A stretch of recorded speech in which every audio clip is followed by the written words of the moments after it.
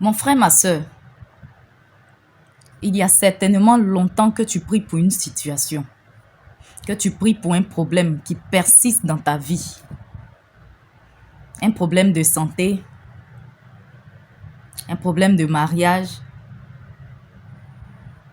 une amélioration de ta vie. En tout cas, toi seul, tu sais ce que tu vis. Et depuis, tu pries avec foi. Tu ne baisses pas les bras, tu persévères. Mais rien ne change. Malgré tes jeûnes, tes prières, la foi, rien ne change. Bien au contraire même, la situation s'empire quelquefois. Tu as même l'impression que Dieu t'a abandonné parce qu'il est silencieux dans ta vie. Il ne dit plus rien. Il ne te montre plus rien. Il ne te révèle plus rien. Et tu as l'impression d'être seul dans cette situation que tu vis, alors que tu as donné ta vie sincèrement à Jésus. Alors que tu as abandonné les choses du monde pour suivre Jésus. Tu as abandonné même certains privilèges, certaines choses que le monde qualifierait d'opportunités, parce que tu veux marcher dans la voie de Dieu. Mais malgré tout ça, rien ne change.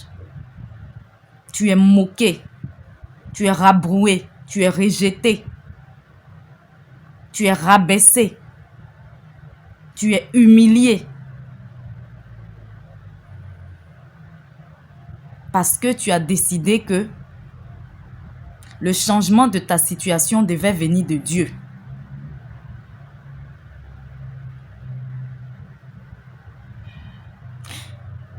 Je vais te présenter une chose. Tu vois ces livres-là? Tu vois, regarde le volume de ce livre. Regarde bien. Fais attention au volume de ce livre. Regarde là. Les pages blanches là, regarde. Tu as vu? Regarde ça. Les pages blanches. Tu vois aussi le volume, le blanc. Et enfin, regarde ça. Tout ça. Tu vois? Voilà. C'est pour te dire que tout le monde n'a pas le même témoignage. Il y a des personnes qui ont un témoignage qui peut faire le volume de ce livre. Donc ces personnes-là n'ont pas besoin de beaucoup prier pour que leur situation soit décantée. Il y en a d'autres qui ont un témoignage qui peut contenir ce volume de ce livre-là. Et ces personnes n'ont pas vraiment besoin de trop prier, d'insister dans la prière, de prier pendant très longtemps pour avoir ce qu'elles demandent. Et enfin, il y a des personnes qui ont un témoignage qui doit faire ce gros livre. Tu vois un peu la différence. Regarde. Regarde. Et regarde.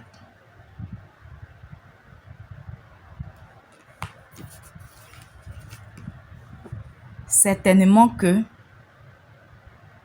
ton témoignage doit faire ce livre. Alors toi, tu as besoin de persévérer pendant longtemps. Parce que ce que Dieu veut faire avec toi, le témoignage que Dieu veut te donner, sera pour édifier plusieurs. On doit avoir beaucoup à dire sur ton témoignage. Le volume de ton témoignage doit atteindre ça. Alors ne baisse pas les bras malgré les situations difficiles, malgré les railleries, les humiliations, les rejets que tu peux avoir. Ne baisse pas les bras. Sois sûr seulement d'être sur la bonne voie. Sois sûr seulement d'être dans la volonté de Dieu. Et continue. Persévère dans la prière. La Bible nous dit prier sans cesse. Ça veut dire qu'il n'y a pas un moment où on doit s'arrêter de prier. Tant qu'on vit, on doit prier. Parce que même tu vas résoudre un problème aujourd'hui par la prière, il y a un autre qui va se venir parce que il y a des gens qui se sont donnés pour mission de toujours attaquer, de toujours lancer des sorts, de toujours rendre malade, de toujours rendre pauvre et tout ce que tu peux savoir.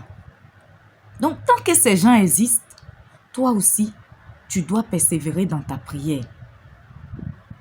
Tu dois tout faire pour ne jamais qu'il y ait un fossé entre Dieu et toi. Mon frère, ma soeur, persévère dans la prière, dans le jeûne. Pose des actes concrets. Fais même des offrandes selon tes moyens, dans la mesure de tes moyens. Fais des déclarations prophétiques. Si tu es fatigué, tu peux même te reposer un peu. Tu peux aller dire à Dieu, je suis fatigué, je n'ai plus de force, j'ai besoin de toi. Je n'en peux plus. Mais n'abandonne jamais, jamais et jamais. Regarde ça. Ça pourrait être ton témoignage.